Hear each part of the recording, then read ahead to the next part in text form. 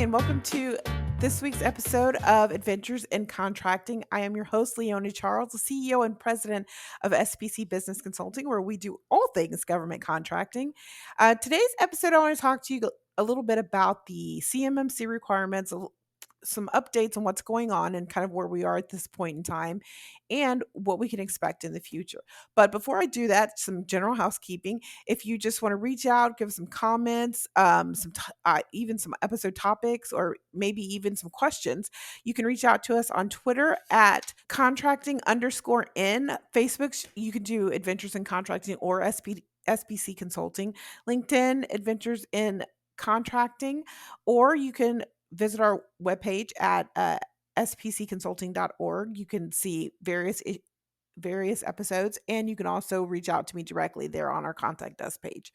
So the CMMC requirements. So we know that the final rule came out in December of 2020, but we knew a couple of months prior to that, or at least a year prior to that, that the CMMC was coming. There was a whole bunch of controversy around it. What was it going to look like? What was it going to actually entail? And who was going to enforce it? So the third party formed, you have the CMMC accreditation body. They call it the CMMC-AB. And they are a neutral third party, I think as neutral as you can be when you're charging for a service.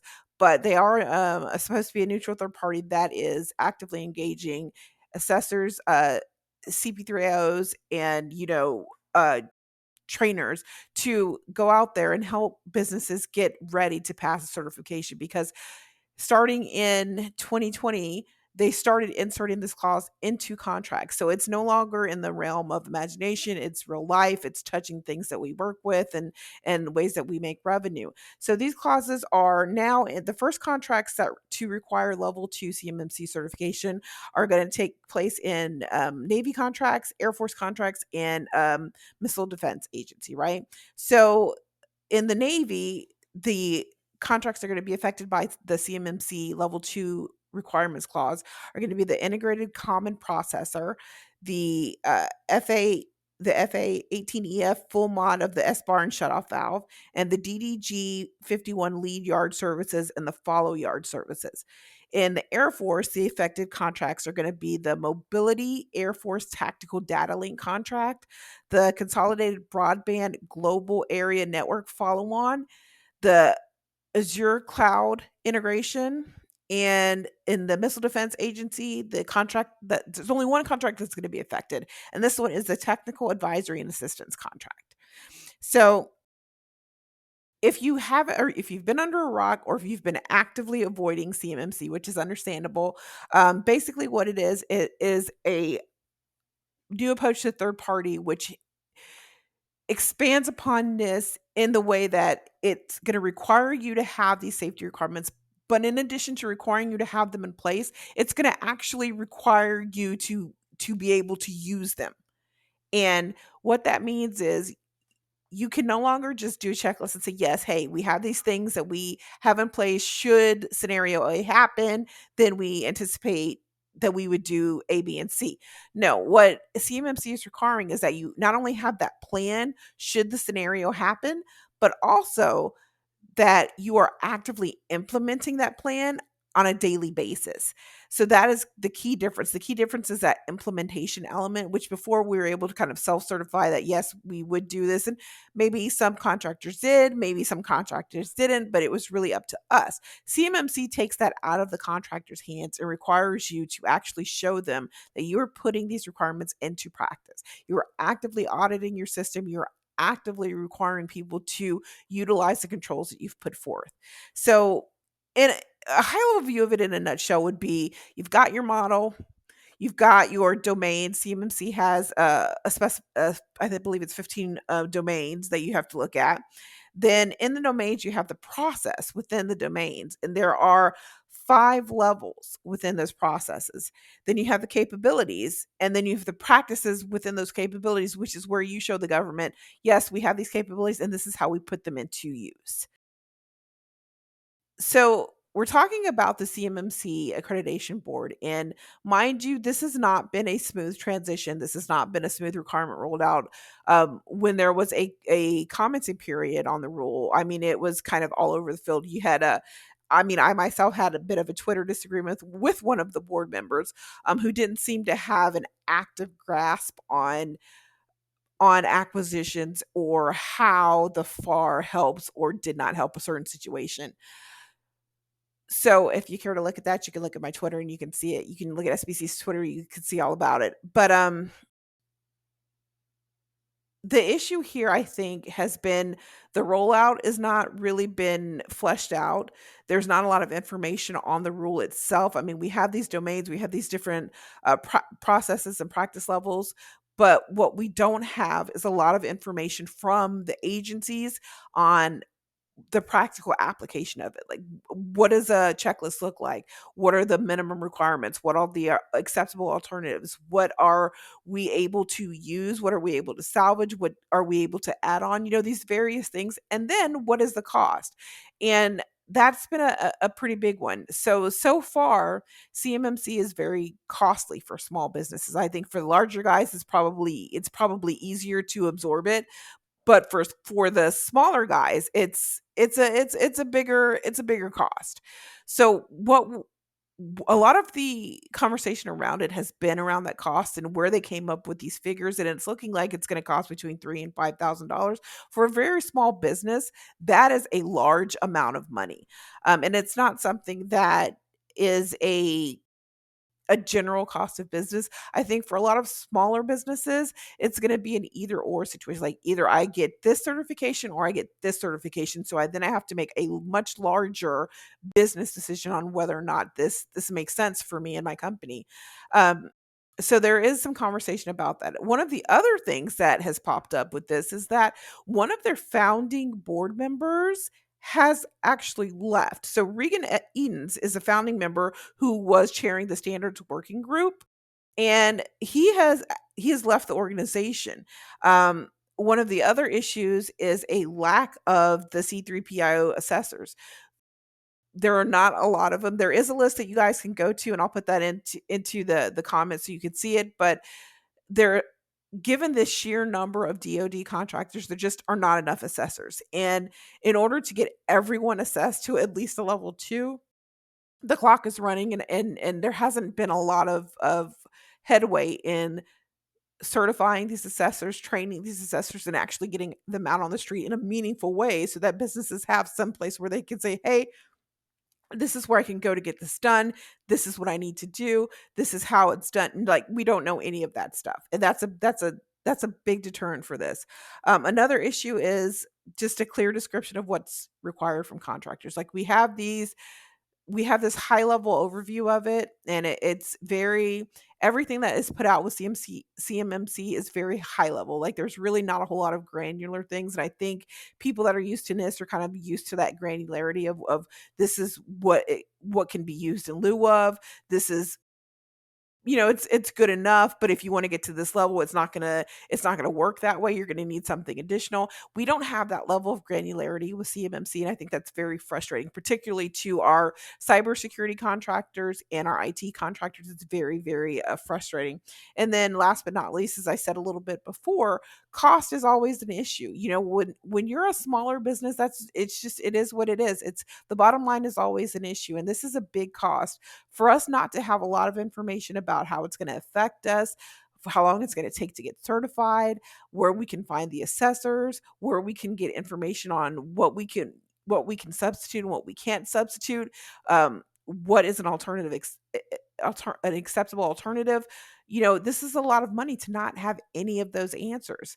So what has happened is there was a hearing on the Small Business Steering Committee, the House Small Business Steering Committee, and they had a lot of testimony from small businesses that talked to them about these very issues.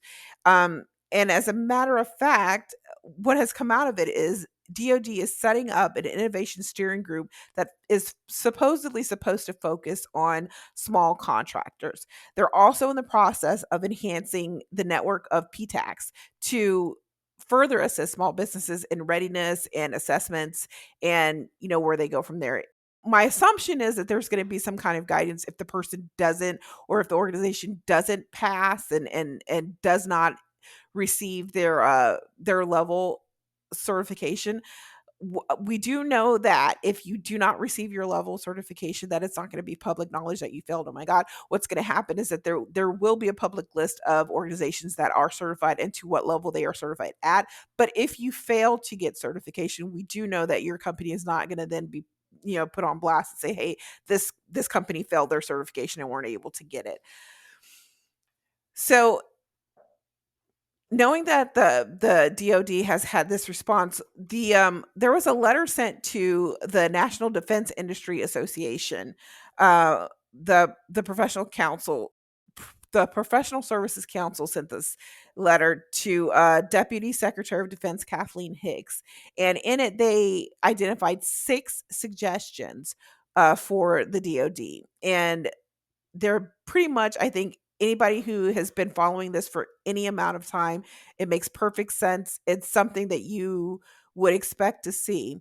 But I also think it's rooted in common sense and kind of just good business sense. And I think hopefully we'll see a lot out of it.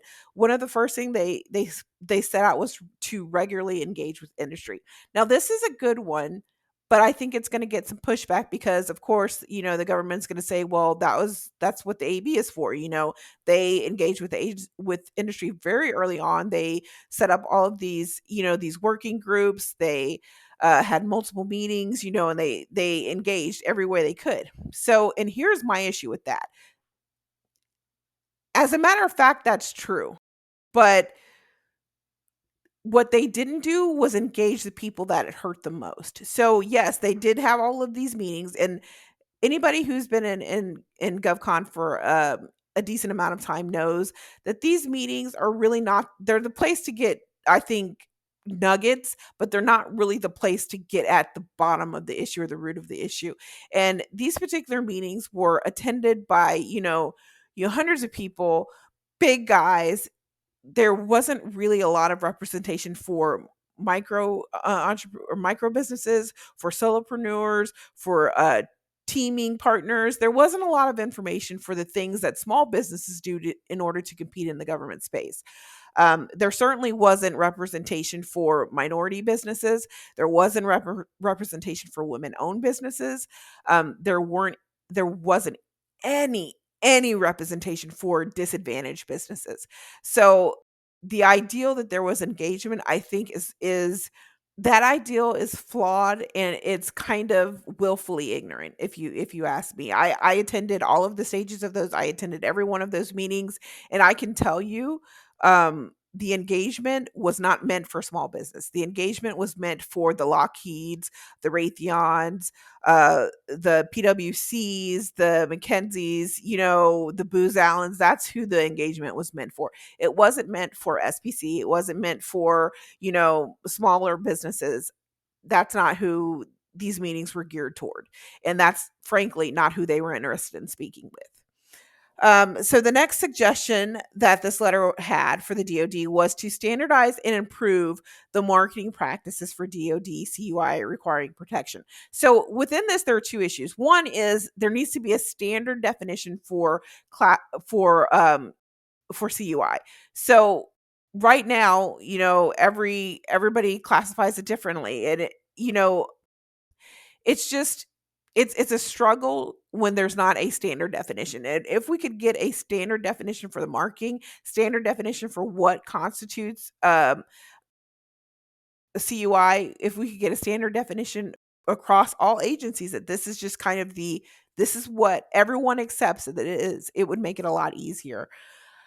The third suggestion was to harmonize CMMC and related contractual clauses with existing and future cybersecurity directives. So I think this one is the least practical requirement. And I'll tell you why. Because we don't know. what we don't know in terms of cybersecurity. We're behind the curve as a country. We're behind the curve as contractors. We just don't know. And I think to try to codify something in a way that it encompasses future iterations of it, I think is unfair for the government. And it's also unfair for contractors because we don't know what's going to be an issue until we see it, unfortunately. So I think this is probably the least realistic recommendation that they had. Um, what I do like about it is having it complement current cybersecurity clauses. I think that's fair and I think that's reasonable. I just don't think having trying to force it to be intuitive to future cybersecurity needs is is a way to go. The next thing that was suggested was to clarify intergovernmental authorities for implementing CMMC and related cybersecurity requirements. And I think this is great because basically it's telling them, tell us who's running this, right? Tell us who we talk to if we're denied a level. Tell us who is deciding what is good and what is not. Tell us who is going to be the point person for this endeavor. And I think that's absolutely reasonable and it's absolutely right. We need to know who we're going to be talking to. We need to know who is grading us on our capabilities.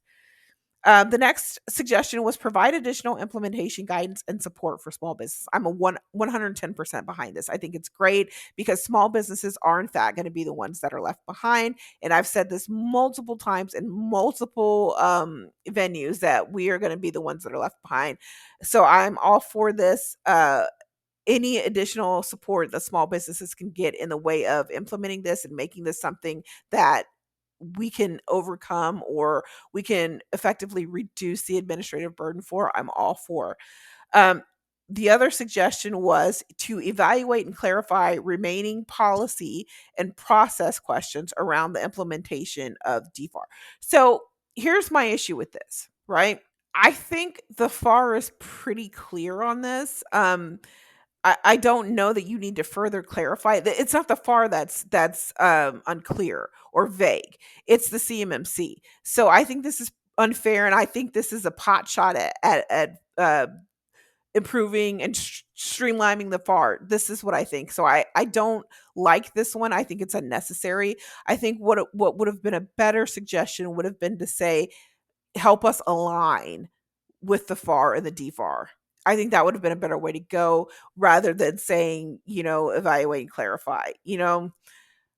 That's just me. I mean, I think it has merit, right? Because we do need clarity. We do need to make sure that you're asking us to do things that are realistic and that have a business necessity. We do need to clarify that and make sure that that's part of the process. But what we don't need, I think, is an extra 9 months of evaluation for something we already know. The bottom line is we know that the systems need to be more secure. And that's the bottom line. We don't have to like it. We don't necessarily have to agree with the way that they came to that decision. But I think if you just take a look at the news in the last, I don't know, last year and see all of the cybersecurity breaches that we had, I don't think that it's unfair for the government to say you guys need to be more secure because let's face it, I mean we've dropped the ball on this in the last couple of years. We've had some really big hiccups. So I don't think it's unfair for the government to say to us, you guys need to be a little more secure in the way that you're doing business. What I do think is unfair is to ask for another long evaluation process to tell us something that we already know, which is that we're not secure. So I think the more salient question would be to ask, how secure do you want us to be and what do you want that to look like, right? Because right now the CMMC tells us yes, they want us to be more secure, but what CMMC doesn't do is it doesn't tell us what that looks like. It doesn't tell us the timeline for integration. It doesn't tell us the timeline for implementation. It doesn't tell us the timeline for certification. And I think if they were to make a reasonable request, it would be put together a timeline of a certification timeline, put together an assessment timeline, put together a cradle to grave timeline so that contractors and GovCon, employees can understand what that looks like. Like when we come to our staff and say, okay, we have to kickstart this assessment, we need to attain level 2, we can tell them what that looks like. We can tell them what it means to them and their job. And I think that's what the government isn't understanding. We're not just asking to be difficult. There are real world implications for us, kind of starting and kickstarting this assessment process. And it looks very differently, obviously, for different firms. But the crux of it is we need to be able to communicate that information to our staffs. And to do that, we've got to have an overall cradle to grave timeline. We've got to have an assessment timeline. We've got to have an implementation timeline. And we've got to have a revision timeline because we want to be able to reapply. Don't put us in a position where we have to spend all this money and it's a one and done. We have to have a time frame for us to be able to go back and correct deficiencies and resubmit. And we need to know what that timeline is. So there you have it. What's on the horizon obviously is this innovation steering group. I don't have a lot of information on it. I will be sure as soon as I get it to put up a video that talks about it and talks about the expectations coming out of it. And you know, what DoD is kind of hoping to accomplish from it and what we can expect to see from it. I don't want to put a whole bunch of hope into it because it's one steering group, right? And we're something like 30,000 contractors deep at this point. So, but I do think it's a start. And that's all we can hope for at this point, and just to get that conversation. And if you have a chance, please check out the subcommittee on small business, the hearing, and kind of listen to what people are talking about in regards to this regulation and how it affects your business and how it affects the way your employees work with the government. Other than that, I appreciate you tuning in to listen to this, and I'll see you next time.